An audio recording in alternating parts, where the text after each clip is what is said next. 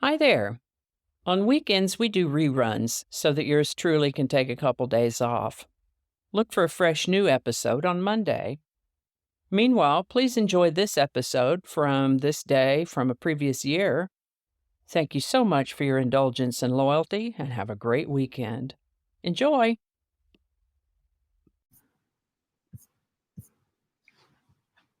All righty, it says I'm live. Good morning and welcome to December 24th.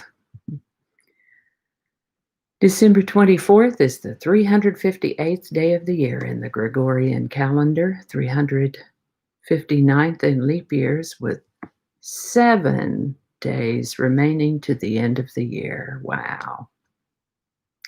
Today's word is Hyperborean.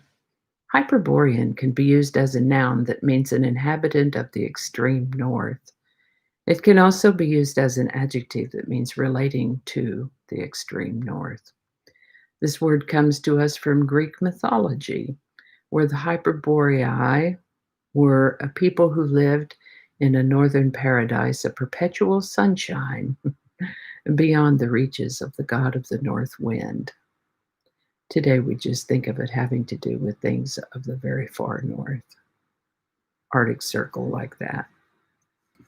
And with that, we're going to start with the birthday of the Roman Emperor Galba, born December 24th in the year 3 BC. His name has come up before on this show because he was the first emperor in the year of 4 emperors. Galba lived to the age of 70. Oh, Napoleon Bonaparte. A significant character in the French Revolutionary Wars, he became powerful, influential. Seems he might have been one of those love him or hate him guys. In 1800, there were a couple of assassination plots by different groups, actually. One in October and the other in December, and then there was yet another one after this one. But it was on this day, December 24th of 1800, that the second plot was attempted and failed. Napoleon and his wife were on their way to the opera and narrowly escaped this attempt, but it was such an over-the-top attempt to assassinate him that 5 people were killed and 26 others injured. Again, there were actually 2 different groups behind these various assassination attempts in 1800, but I think he thought it was just one particular group, and he was furious. He went after them pretty hard. He actually used the assassination attempts to justify the creation of an imperial system based on the Roman model. In other words, he wanted to establish an empire and be the emperor of that empire. He actually put it to a vote, and people thought it was a great idea.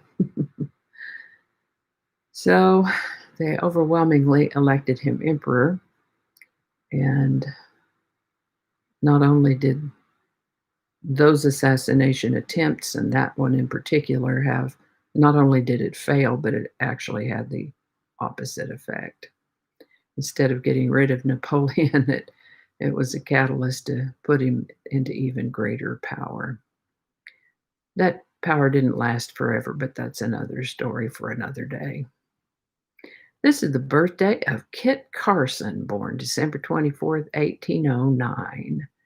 He was a fur trapper, wilderness guide, Indian agent, and U.S. Army officer. He's known for his part in opening the American West to European settlement, and I guess people found his life interesting while he was even still alive. He wrote news articles and biographies and dime novels about his adventures. Carson City, Nevada is named after Kit Carson. He lived to the age of 58.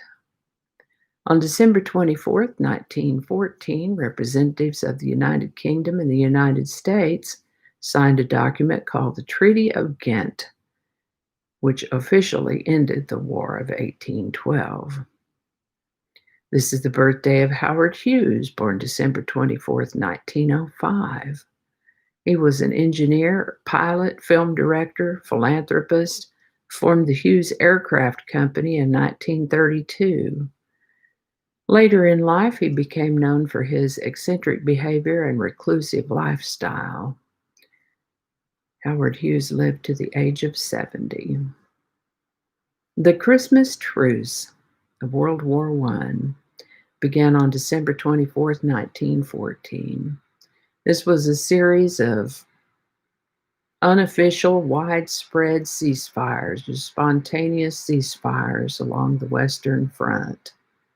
And those young men came out and met each other and treated each other like human beings. I don't think it lasted forever, but it probably gave them a different way to think about the enemy. Albania became a republic on December 24th, 1924. On Christmas Eve in 1929, oh my goodness, there was a 4-alarm fire in the West Wing of the White House. The worst fire since the British had tried to burn down the Executive Mansion 115 years earlier. President and First Lady Hoover were hosting a Christmas party when they got word. President Hoover and his men went up to see what they could do to save documents and papers and try to help put the fire out. It was pretty big, 4-alarm. And the First Lady quietly and calmly carried on, entertaining the children in the party there. The children had no idea that there was any big trouble going on. The executive offices were heavily damaged. The White House press room was ruined. It's thought that either a problem with the chimney, ventilation, or some faulty wiring and the electricity had overheated and caught some pamphlets in the attic to catch fire. An event known as Britain's Roswell began on December 24th, 1980. Witnesses reported the first of several sightings of unexplained lights near RAF Woodbridge in Rendlesham Forest, Suffolk, England. And that is all I have for you today. Hope you learned something you didn't know before. I know I sure did. I'd heard the word Hyperborean, but I didn't know that it came from Greek mythology. As always, links to my research are included in the show notes. Alrighty, I guess we're all set. Thank you so much for watching, and I'll see you next time.